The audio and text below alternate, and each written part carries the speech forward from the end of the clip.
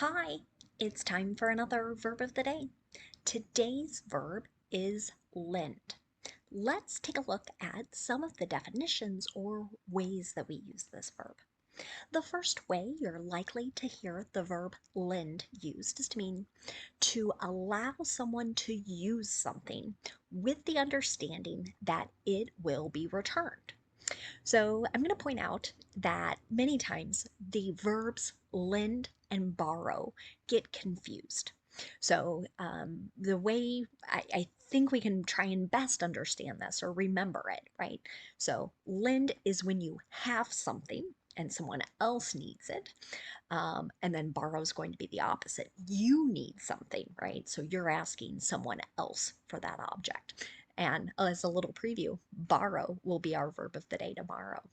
So again, with lend here, we are allowing another person to use something that belongs to us, and we have an understanding it's going to come back to us. So we're not giving it to them, we're just giving them use for a short period of time.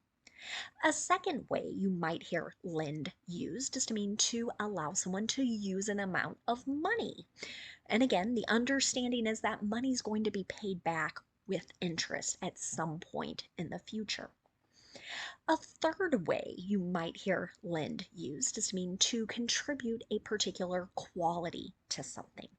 Right? So you might hear people mentioning that someone is lending their expertise to a particular project. So they are contributing certain knowledge in a particular area.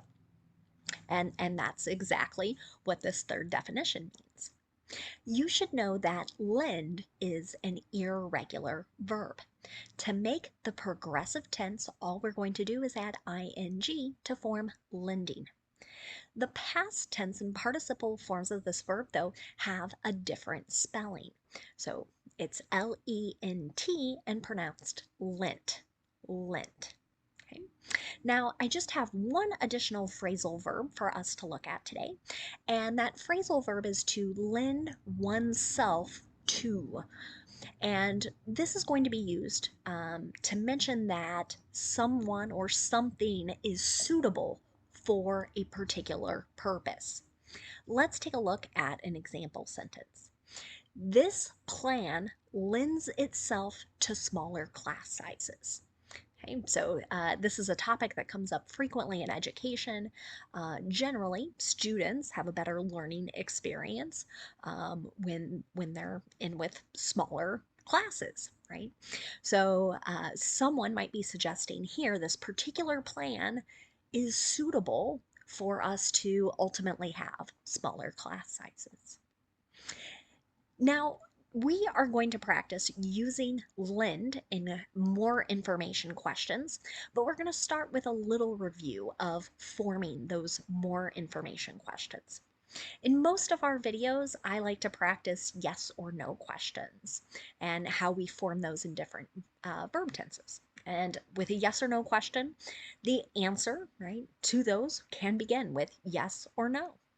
But there's another structure.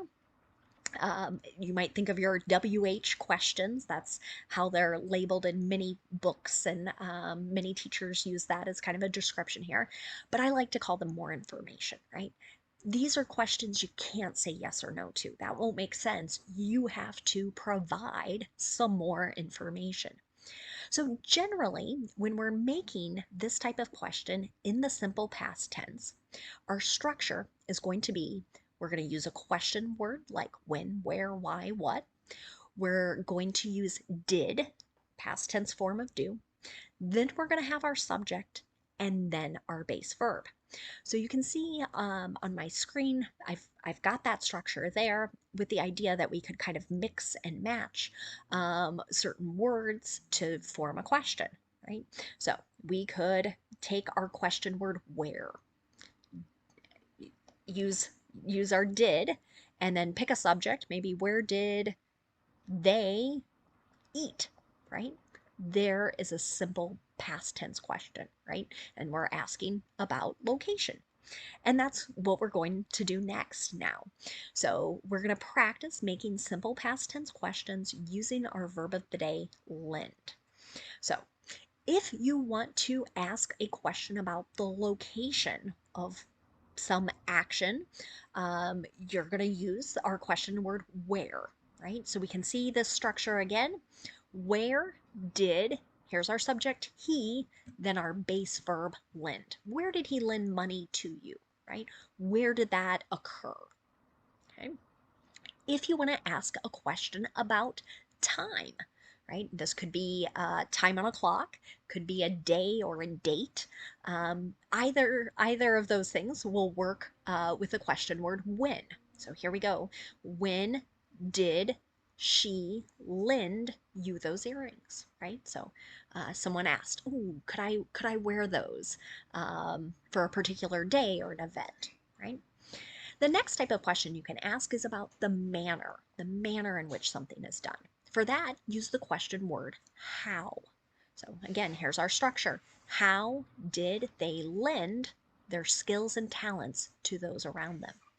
So for this particular question, we're looking at that third definition of lend, contributing certain qualities or abilities to some sort of event or group. The next type of question we have is when we want to know the reason, right? And this, we use the question word why. Why did the bank lend money to them, right? So again, we can see that structure, question word, did, then here's our subject, the bank, and our base verb. Now, this type of question, based on your tone of voice, might indicate surprise.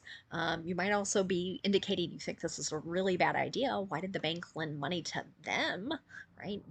In combination with your facial expressions, might also convey that as well. The last type of question we can ask is what's called a determiner, right? So we want to know a thing, right? So we're going to use the question word what for that. What did they lend you, right?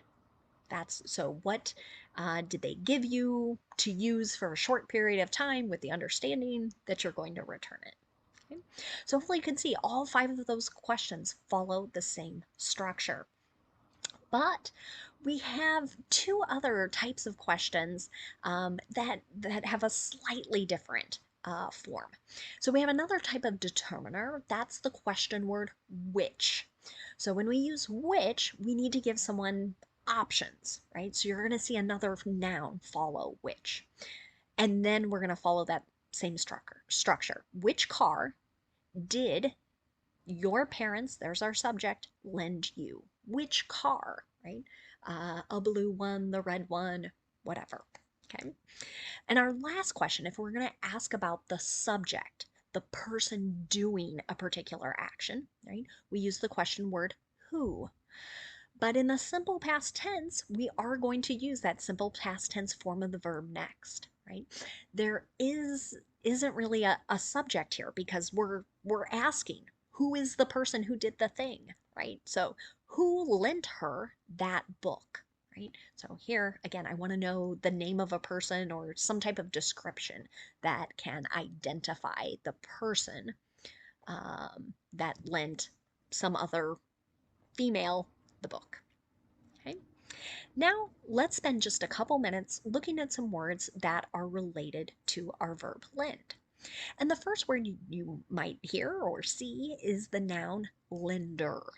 And that ER ending, right, is telling us that this is a person or an organization that lends money. So an example of this might be she's been working as a mortgage lender for over 10 years. So you might see this in certain people's job descriptions. This is her particular role.